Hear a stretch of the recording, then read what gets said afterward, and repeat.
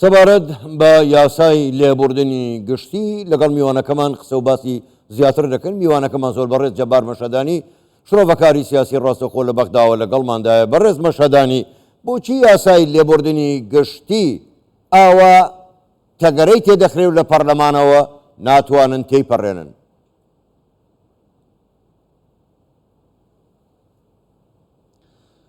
نعم، مساء الخير على حضرتك. بەڵێ شەوی ئێوە و بینەرانی کوردستان 24 باش بێ. زۆر سپاس. نعتقد أن هناك الكثير پێمان وایە شتگەلێکی زۆر هەن و ڕێکەوتنی سیاسی زۆر هەن ئەوانەی کە پێکاتە گەورەکان لە نێو خۆیان داواژویان کردووە لەسەری ڕێکەوتون بە تایبەتی پێکاتەی شیعە وەبەستشم چۆرچەوەی هەماهەنگیە. شیعەکان وە چۆرچەوەی هەماهەنگی ڕێکەوتنێکیان کردووە لە نێوێنشیاندا سونەکان و پارتی دموکراتی کوردستان وەلایەنەکانی دیکەش لەبارەی کۆمەڵێک ئەو ڕێکەوتنە سیاسیانە باسییان لەوە کردووە کە لە ماوەی تەمەنی ئەم حکوومەتەدا جێبەجێ بکرێن و بستنە واری جێبەجێکردن یاخود بەڵام بەداخەوە بەشێکی زۆری ئەوەی پێشتر ڕێکەوتنی لەسەر کراوە جێبەجێ نەکراوە و بەشێکی زۆری ئەوەی کە چوارچەوەی هەماهەنگی واژوو لەسەر کردووە جێبەجێ نەکراوە. تەنانەت لە کارنامەی حکوومەتیشدا قسەی لەسەر کراوە بەڵام لەوێشدا جێبەجێ نەکراوە. پابەند نەبوون بە تێپەڕاندنی یاسایی لێبوردنی گشتی یەکێکە لەو بەڵگانەی کە ئەم بابەتە جێبەجێ نەکراوە بە تایبەتی لە ماوەی 2 ساڵی تەمەنی حکوومەتە. کەواتە بەڕێز مەشەدانی باش، کەواتە بەڕێز مەشەدانی ینی پەرلەمان ناچێ یاسا دەربکە، ئەوە تا لایەنە سیاسیەکان لە دەرەوەی پەرلەمان وەکو خۆتان گوتان ڕێکەوتن دەکەن بۆ ئەوەی فڵانە یاسا تێپەڕێندرێ. ئەی کەواتە ئیشی پەرلەمان چییە؟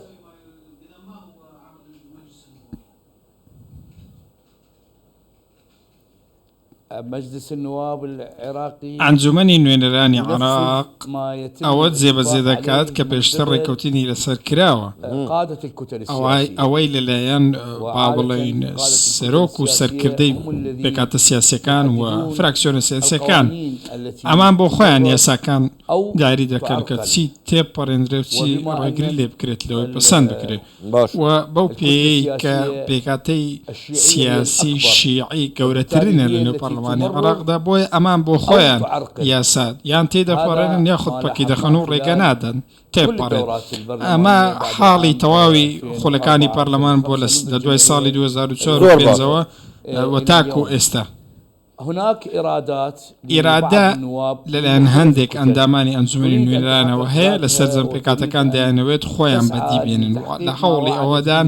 ئەو بەڵێنێ بە جەماوەری خۆیانداوە بەدی بێنن. بەڵام لە بەرامبەردا پابەندی هەیە لەلایەن هەندێک ئەندامی دیکە ئەنجومەنی نوێنەران لە نێو خودی ئەو پێکاتانەدا ئەو ئێرادەیە یان ڕێگری دەکەن یانیش بۆ خۆیان ڕێک دەکەن و یاساکە تێدەپەڕن. کەواتە ئێمە لە بەرامبەر پەرلەمانێکین ئەوە تێدەپەڕێنێت کە پێشتر ڕێکەوتنی پێشوەختەی بۆ کراوە.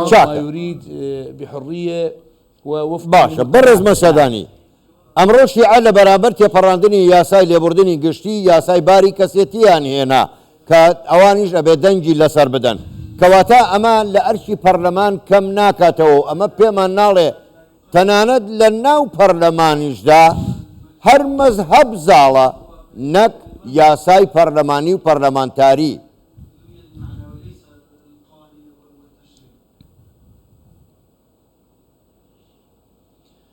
نعم،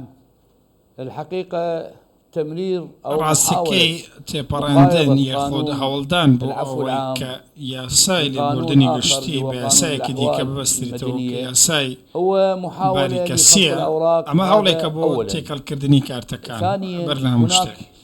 خاڵێکی دیکە هەیە زۆرێک لە سنینی کۆمەڵایەتی لە عێراقدا هەیە خەڵک پێڕاهاتون چونکە عێراق دەوڵەتێکی مەدەنیە واتە دەوڵەتێکی ئاینی نییە بەواتە ئاینیکەی کە بە ئارەسەیەکی ئاینیدا بڕوات. هەوڵدان بۆ سەپاندنی کۆمەڵێک یاسا کە ئەو یاسانە لە بنەڕەتدا پەیوەستن بە هەندێک تایفەی دیاریکرا و هەندێک ئاینی دیاریکراوە. ئەمەوە دەکات ژیانی مەدەنی عێراقی لەژێر مەترسیدا بێت و لەژێر هەڕەشەی معتقدات وقناعات گۆڕانی لرجال دەبێت بە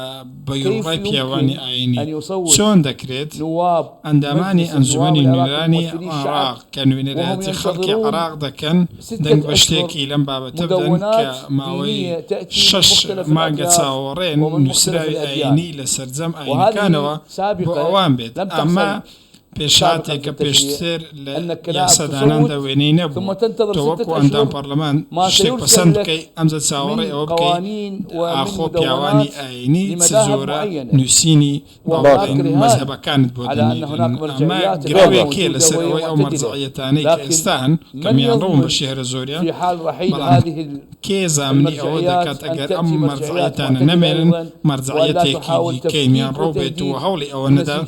کە ببێتە هۆی تێکچوونی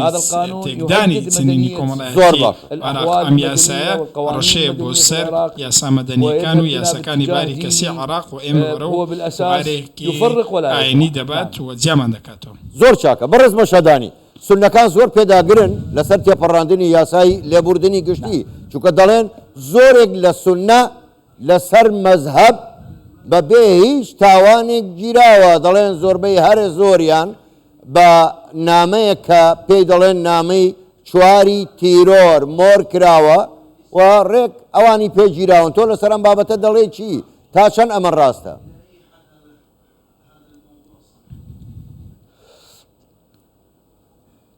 نعم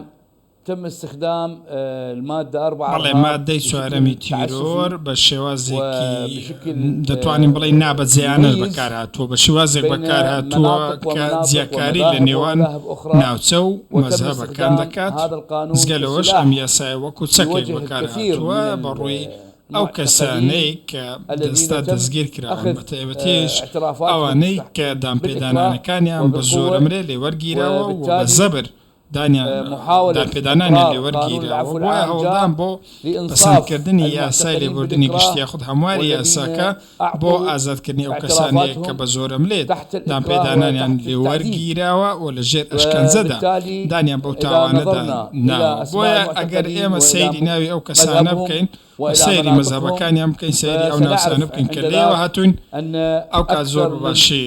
تێدەگەنەوە دەبینی زیاتر لە سەدا نۆتی ئەو کەسانە ئەم یاسکە بەهۆی ئەم یاسایە دەستگیر کراون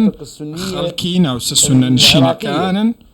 وهذا بحد ذاته ئەمەش بۆ خۆی بەڵگێ و ئاماژەیەکە توزيع قوانين کە یاساکان بە شێوازێکی دادپەروەرانەدا بەش نەکراون و بە زۆرم لێ خەڵک دەستگیر دەکرێت بۆیە ئێستا بووە شتێکی پابەندی کە هەموو ئەندامانی ئەنجومەی نوێنەرانی سونە ئەو بدەن یاساکە تێپەڕێنن بۆ بتوانن دادپەروەری و یەکسانی لە بەردەم ڕۆڵەکانی خۆیان بەدی بێنن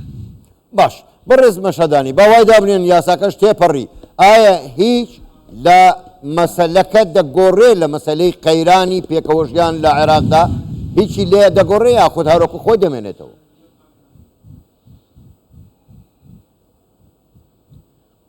أنا أعتقد في حال إقرار من پێم وایە ئەگەر بێت و ئەم یاسایە پەسەند بکرێت دەکرێت بێتە هۆکاری ئەوەی کە اليوم في العراق هناك